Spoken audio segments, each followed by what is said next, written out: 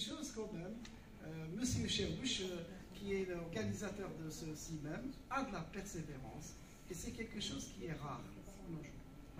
Alors, je me présente. Alors, je suis Dr Hadji Zodouane, membre du Bureau national de la SAMG et président de l'association des médecins généralistes de Mostagal. Alors, je suis surtout un médecin comme vous, un médecin généraliste comme vous. Le domaine de cette communication, c'est la recherche bibliographique en médecine générale. Alors, moi j'ai une question à vous poser. On est combien de médecins généralistes en Algérie? On frôle les 40 000. On frôle les 40 000. Combien il y a de médecins généralistes qui communiquent dans les congrès, dans les ateliers? 1%. 1%, c'est énorme. 1%, c'est énorme, ça veut dire 400. Je dirais 1% pour ne pas dire 0,25. Voilà. C'est comme le budget de la recherche en Algérie, il est de 0,002%. Alors, pour ne pas dire. Alors, allons-y, réfléchissons ensemble. Pourquoi? C'est une excellente question. Pourquoi les médecins généralistes ne communiquent pas? Pourquoi ils ne font pas la recherche? Moi, j'ai trouvé modestement deux réponses. La première réponse, c'est leur formation. On n'a pas été formé pour faire de la recherche. On n'a pas été formé pour l'enseignement. On n'a pas le statut d'enseignant-chercheur qui est réservé aux hospitaliers. Alors que la médecine générale est extra-hospitalière. Et donc, c'est tout à fait normal que les gens, les médecins généralistes, ne font pas de la recherche. Et alors, je me suis dit, mais pourquoi je fais cette communication sur la recherche? Quelle est ma motivation? Un spécialiste, quand il fait de la recherche, c'est qu'il a une attestation. Cette attestation qu'on va me remettre, qu'est-ce que je vais faire avec? Il a dit, il a 3 DU, il sert en quelque sorte à rien, sauf à lui-même. Et donc, les attestations qu'ont les spécialistes du CHU à côté, ils servent à leur progression, parce qu'il y a une post-graduation. D'accord? Et donc, on a la post-graduation, on est des médecins qui n'ont pas de progression. Post-graduation. C'est un problème. C'est pourquoi il y a des lutteurs. Alors, c'est pourquoi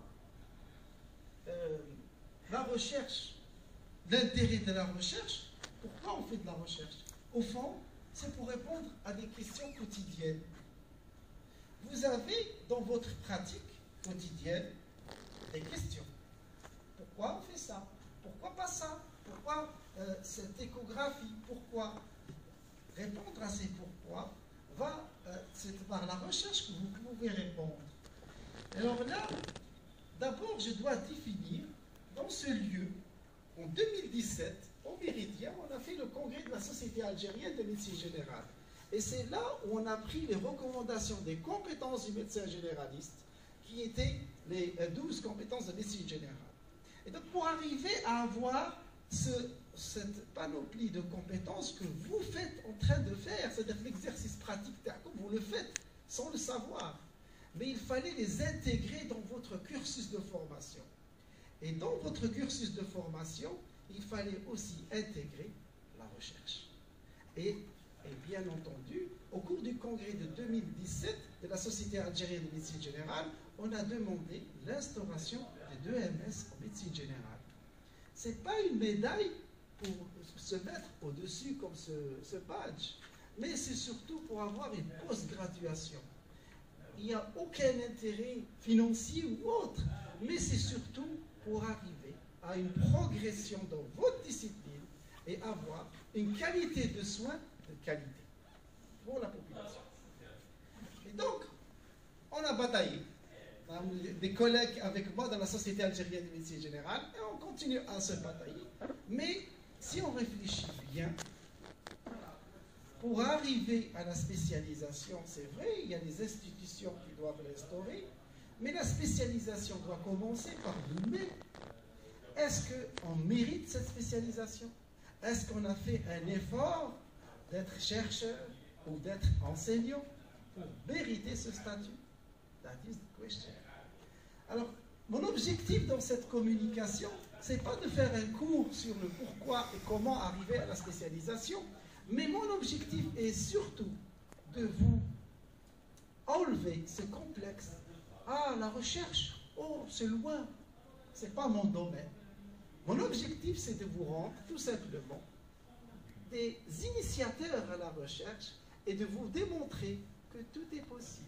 Et vous pouvez le faire parce que la recherche bibliographique nécessite, vous, un PC et une connexion Internet.